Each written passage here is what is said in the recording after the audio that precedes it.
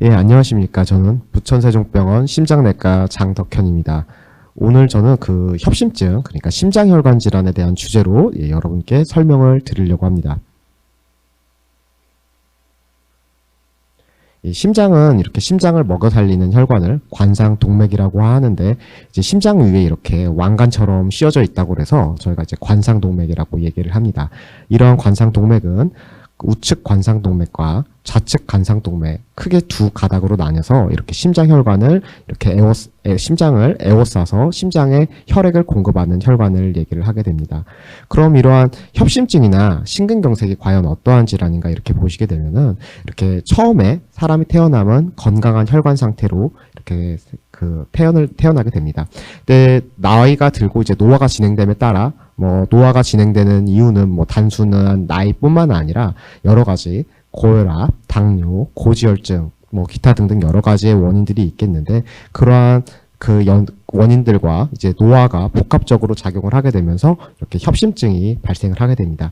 협심증은 이 심장혈관 내부 혈관에 이 플라크라고 하는 이런 찌꺼기들이 혈관 내부로 쌓여들게 되면서 혈관 내경이 좁아지는 것을 이렇게 협심증이라고 하고요. 이 급성 심근경색이라는 건 뭐냐면은 이렇게 좁아져 있는 그 혈관 사이에 혈전이 끼어들게 되면서 이 혈액이 완전히 심장 쪽으로 공급이 안 되는 상태를 심근경색이라고 이렇게 얘기를 합니다. 협심증의 증상은 어떤 것들이 있느냐? 협심증은 가슴 통증을 느끼게 되고, 가슴 통증을 느끼면서 동시에 이제 메스껍거나 이제 피로감, 어지럼증들의 이런 증상들이 발생을 하게 됩니다.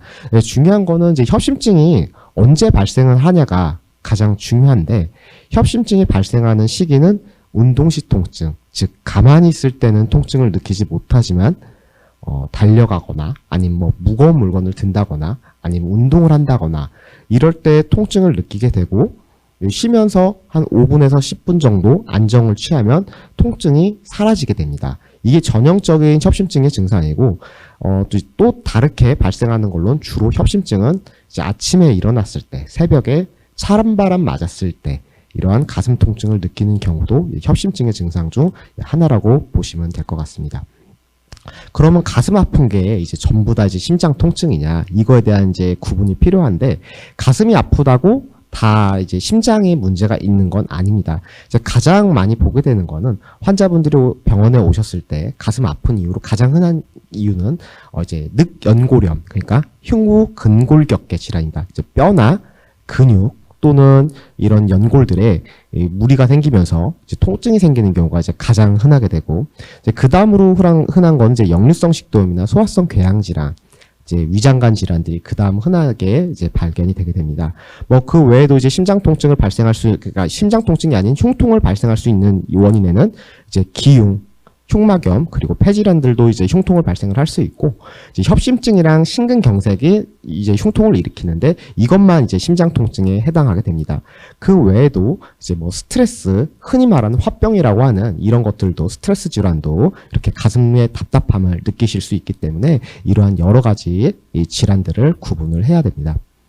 협심증에 의한 흉통의 특징을 이제 다시 설명을 드리자면은, 협심증 통증은 이제 운동시 통증입니다. 가만히 있을 때는 통증이 없고, 안정하게 되면은 5에서 10분 이내에 통증은 사라지게 됩니다. 그리고 추운 날씨에 노출되었을 때 잘 발생을 하고, 특히나 이제 환절기, 가을에서 겨울 넘어갈 때 이때 가장 많이 발생하게 됩니다. 이 외에도 이제 가슴 통증이 생기면서 목의 통증, 좌측 팔로의 방사통, 호흡곤란, 어지러움, 그리고 협심증이 심한 경우는 실신이 발생하는 경우도 종종 있습니다. 심근경색은 아까 말씀드렸듯이 이거는 조금 다릅니다. 협심증 같은 경우는 관상동맥, 심장혈관의 내경이 좁아져 있는 것을 얘기하고, 심근경색은 이 좁아진 혈관 사이로 혈전이 날라와서 혈관을 완전히 막아버린 상태를 얘기를 하고요. 이 경우에는 심장이 빠른 시간 내에 괴사되기 시작을 합니다. 그래서 지속적인 통증이 특징이고, 이 통증은 30분 이상, 그리고 30분 이상 지속되고, 거의 막혔던 혈관이 이제 다시 재개되지 않는 이상은 12시간, 24시간까지 그 통증은 지속되게 됩니다.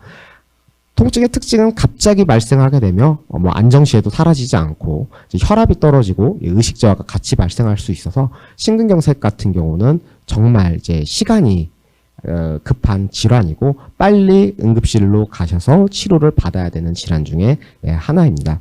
이러한 그러면 아까 말씀드렸듯이 심혈관 질환은 이제 노화와 함께 발생을 한다고 말씀을 드렸는데 이런 것들이 더 빨리 나빠지게 되는 이유가 뭐냐? 그 교정 가능한 것과 이제 교정 불가능한 것들로 이제 나눠보면은 아까 말씀드렸던 이제 나이 같은 경우는 이제 교정이 불가능하고요. 이제 유전적 요인이라고 하면은 가족분들이 젊었을 때 심장 질환이 발생한 거를 얘기를 합니다. 남자 같은 경우는 이제 40대 이전에 이렇게 심장질환이 있었던 분들 또는 여자분들 같은 경우는 50대 이전에 심장질환이 있었던 분들은 이제 유전적 요인이 있다라고 생각을 하고 그런 분들은 이제 그 가족분들도 심장질환이 일찍 발생할 가능성이 높습니다. 이제 교정 가능한 것들을 보시면은 이제 고혈압이라든가 고지혈증, 당뇨, 그리고 담배, 이외 비만 이런 것들이 이제 심혈관 질환의 발생 위험인자라고 보실 수 있고요. 이런 고혈압, 고지혈증, 당뇨는 잘 조절을 하시면 되는 것들이고 이제 담배는 이제 금연을 하시면 되는 내용이고요. 이런 것들은 교정 가능한 이런 위험인자들이 되겠습니다. 이러한 심혈관 질환이 발생을 하면 어떻게 되느냐? 이제 심근경색, 협심증이 있었는데 협심증이 악화돼서 이제 심부전이 될 수도 있고요. 갑자기 아까 말씀드렸던 심근경색이 발생을 할 수 있고 악성 부정맥이 발생을 할 수 있습니다. 이러한 병들이 발생을 하게 되면은 이제 사망에 이르게 되는 이런 결과를 초래할 수도 있기 때문에 이런 그 심혈관 질환이 나빠지게 되는 이런 위험인자들을 이제 조절을 해야 되고 협심증이 발생했다 하더라도 이제 조기에 치료를 받으시고 치료 이후에 이제 약을 잘 복용을 하게 되시면 안정적인 상태로 이러한 혈관 질환들을 유지하실 수가 있어서 이제 빠른 치료가 필요하게 됩니다. 이제 어떻게 협심증을 진단하냐면은 협심증 진단 방법에는 좀 여러 가지가 있습니다. 지금 보시는 거는 관상동맥 CT입니다. 이제 심장혈관을 이렇게 CT로 이렇게 찍어서 이제 보여주는 거고요. 이거 지금 보시는 거는 이제 그 CT를 찍은 다음에 3D로 재구성한 그러한 영상이 되겠습니다. 그래서 지금 보이신 녹색 선으로 보이는 이 혈관이 이제 좌전 화행지라는 왼쪽 혈관이 되겠고요. 지금 그 제 마우스 커서로 보이는 이 혈관이 우관상동맥 오른쪽 심장혈관이 되겠습니다. 그 다음은 이제 운동부하 검사라는 검사로 일단은 가장 많이 이렇게 진단을 하긴 하는데 이제 운동부하 검사가 뭐냐면은 심전도를 이제 붙이고 그 러닝머신을 뛰는 겁니다.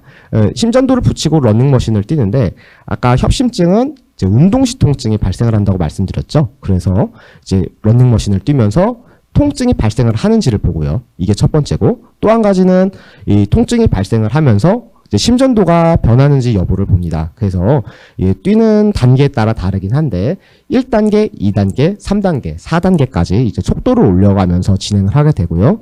보통은 이제 1, 2단계에 통증이 발생하면서 이제 심전도가 변하면 이제 고위험군이 되겠고요. 이제 3단계에서 변하게 되면은 이거 협심증을 의심을 해봐야 되는 그런 상황이고 사실 4단계 이후에서 변하는 경우는 협심증이 아닐 가능성도 꽤 있습니다. 그래서 운동부하 검사를 해서 이제 협심증이 의심된다라고 하면 그 다음에는 이제 혈관 조영술로 이제 그 검사를 확진을 하게 되겠습니다.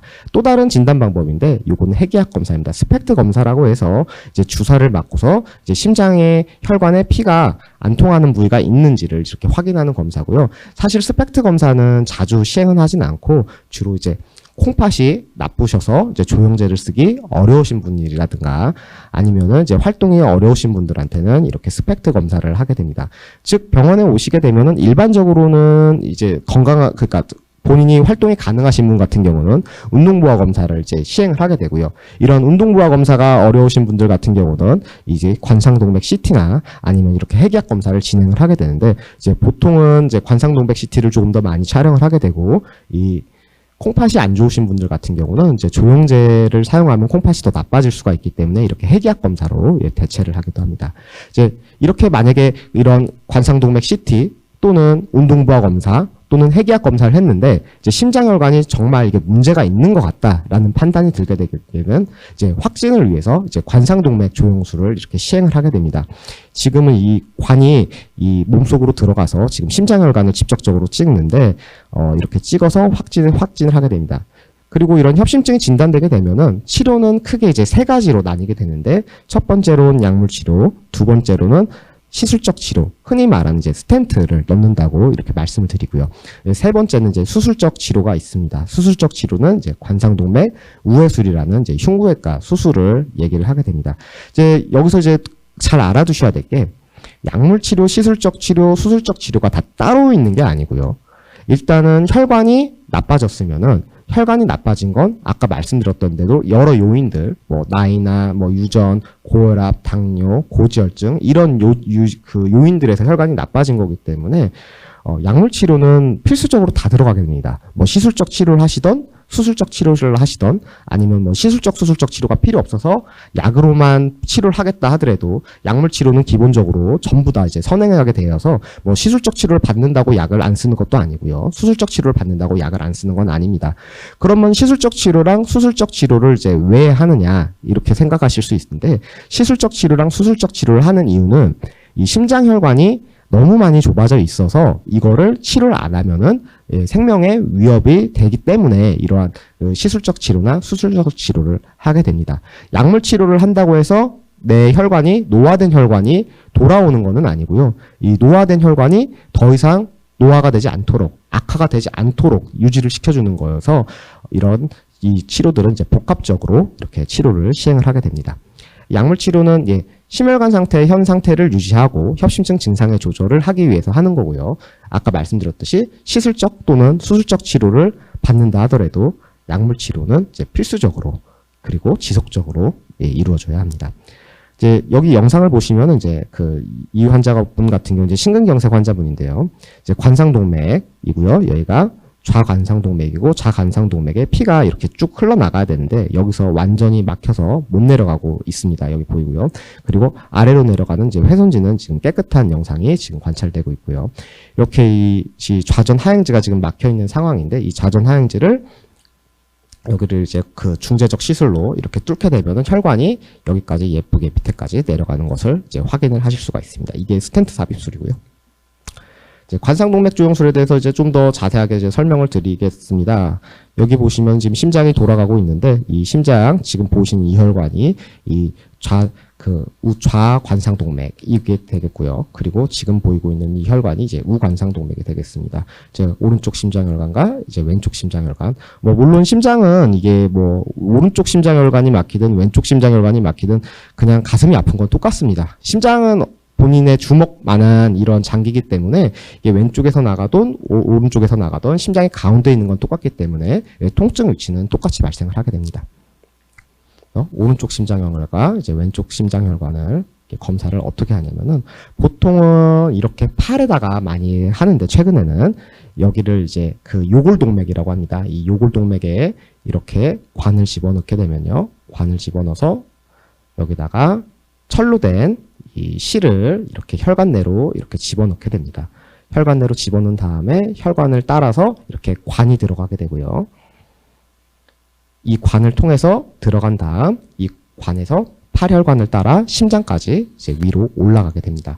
일반적으로는 팔로 많이 하게 하는데 이제 팔혈관이 안 좋으신 분이라거나 아니면은 심장혈관 질환이 너무 심해서 팔혈관으로는 치료가 불가능하신 경우는 이 대퇴동맥, 다리에 있는 혈관을 통해서 이렇게 관을 집어넣어서 똑같은 방법으로 관을 집어넣어서 이렇게 검사를 시행을 하게 됩니다. 이렇게 들어가게 됩니다. 아까 팔혈관 또는 다리혈관을 통해서 이런 카테터, 저희가 이제 관이라고 하는데요. 이 카테터 관을 심장에다가 이렇게 집어넣고서 영상을 이제 찍게 됩니다. 보시면은 이런 식으로 관을 집어넣고요. 이렇게 좌측 심장혈관 이렇게 촬영을 해서 지금 관찰이 되고 있고 여기도 마찬가지로 이렇게 관을 집어넣어서 우측 심장혈관을 촬영하는 이러한 영상 모습을 확인을 하실 수가 있습니다. 이렇게 심장혈관을 찍고 나면은 이제 심장혈관이 이제 좁아진 거를 이렇게 확인을 하게 되는데 뭐 지금 영상은 보시면은 이 심장혈관이 여기가 이렇게 볼록 이렇게 패여 있는 것처럼 보이는데 이거를 좀 더 자세하게 보기 위한 심장혈관 내 초음파라는 장비가 있어서 그 장비를 이렇게 지금 보여드리는 내용입니다. 여기서 내경이 좁아져 있는 것을 이제 실혈관 내 초음파로 이렇게 확인을 하고 있는 거고요. 이건 이제 시술 예입니다. 이렇게 관상동맥이 이제 조영술을 이렇게 했는데 찍어봤더니 여기 우관상 동맥의 가운데 부위가 이 실처럼 이렇게 끊어질 것 같이 이렇게 좁아져 있으면은 이 내부 혈관을 보시면 이렇게 좁아진 겁니다. 내경이 이렇게 좁아져서 아까 다시 보시게 되면요. 이런 플라크들이 점점 노화에 따라 또는 여러 가지 질병에 따라 악화가 되게 따라서 이렇게 심장혈관 내경이 이렇게 좁아지게 됩니다. 이렇게 좁아지게 되면은 피가 혈액이 심장으로 가는 혈액이 이게 도달하는 시간이 또 도달하는 양과 이제 시간이 부족해지기 때문에 움직이게 되면은 가슴 통증을 느끼시게 됩니다. 그렇기 때문에 이제 운동시 통증이 이제 협심증의 전형적인 증상이 되고요.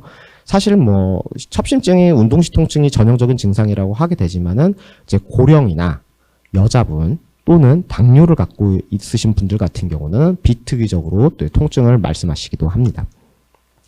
여기다 이렇게 집어넣어서 좁아진 내경에다가 아까 말씀드렸던 철로 된 실을 이렇게 따라 집어넣게 되고 지금 들어가는 건 이제 풍선입니다. 실을 따라서 이렇게 풍선이 들어가서 풍선으로 이렇게 혈관을 심장혈관을 이렇게 확장을 시켜주게 됩니다.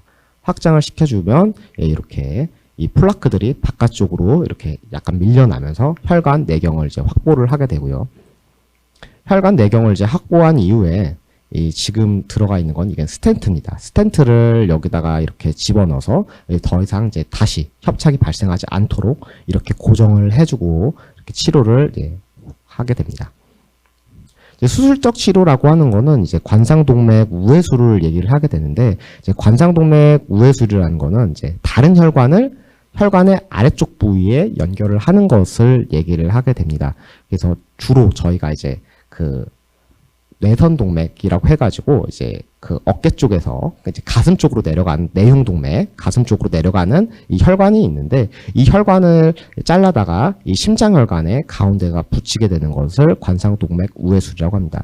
관상동맥 우회수는 어떠한 경우에 하게 되냐면 혈관이 병이 너무 심할 경우, 그러니까 아까 보여드렸던 좌관상동맥, 우관상동맥 둘 다 이제 찍어봤는데 좁아진 곳이 막 4군데, 5군데 이상이어서 뭐 스텐트를 뭐 너무 많이 넣어야 된다. 이런 경우 이제 수술적 치료를 할 수가 있고요. 또 한 경우는 이제 그 시술적 치료에 접근이 너무 어렵다.